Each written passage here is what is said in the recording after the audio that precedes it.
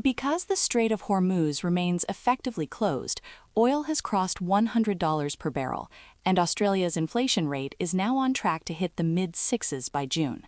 The mechanism is direct.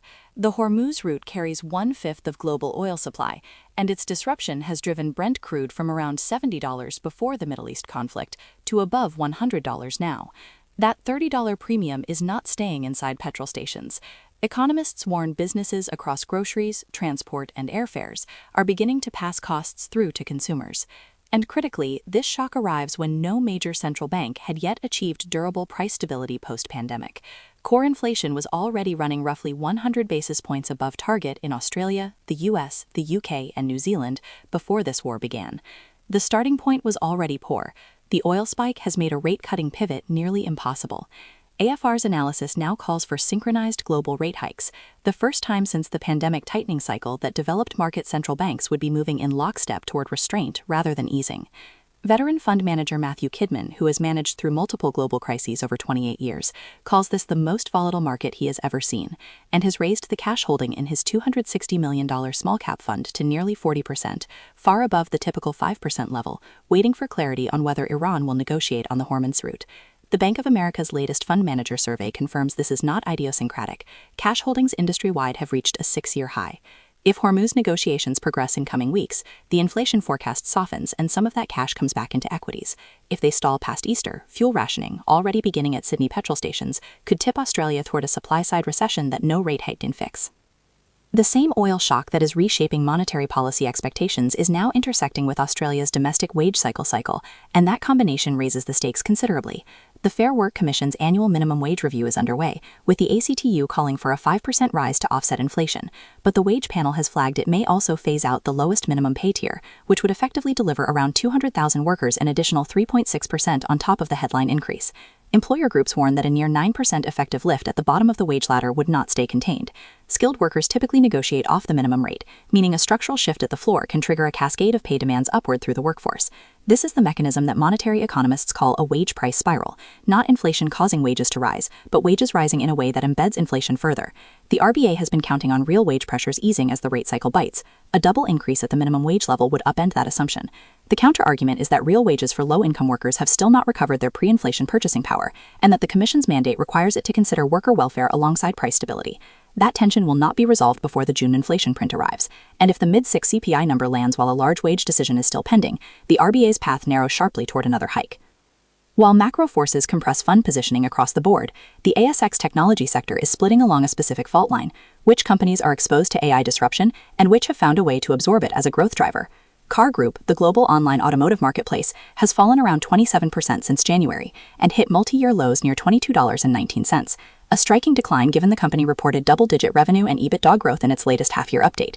The disconnect is explained by the mechanism of derating. Broker commentary points to AI disruption concerns weighing on digital listings and advertising platforms, stripping out the valuation premium Car Group previously commanded at close to $40 per share. Life 360, which connects families through real-time location sharing, is down 65% from its all-time high, despite reporting a 32% revenue increase to $489.5 million and achieving annual net income for the first time. Alphaniti Stuart Welch argues the stock represents the clearest valuation upside in his fund, precisely because the sell-off has been sentiment-driven rather than earnings-driven. The pivot comes from Xero, which announced a multi-year partnership with Anthropic, the company behind Claude, that will integrate Claude's AI directly into Xero's accounting platform and embed Xero's financial tools inside Claude.ai. The mechanism here reverses the usual AI threat story. Instead of AI replacing Xero's advisory services, the deal gives Xero customers real-time financial intelligence and agentic workflows. Xero shares rose 2.5% on the announcement. The question the market is now pricing is whether Xero's integration model becomes the template for enterprise software survival, or whether the partnership advantage is temporary before commoditization closes the gap. A separate mechanism is strengthening underneath the volatility. Geopolitical risk is converting directly into capital flows toward defense and energy-independent technology. Shield AI, the U.S. defense technology company focused on AI-powered autonomous systems, has closed a $2 billion Series G round at a $12.7 billion valuation, more than double its value from a year ago. The scale of the raise, co-led by Advent International and JP Morgan's Security and Resiliency Initiative, signals that institutional money is treating defense technology as a structural allocation, not a tactical trade.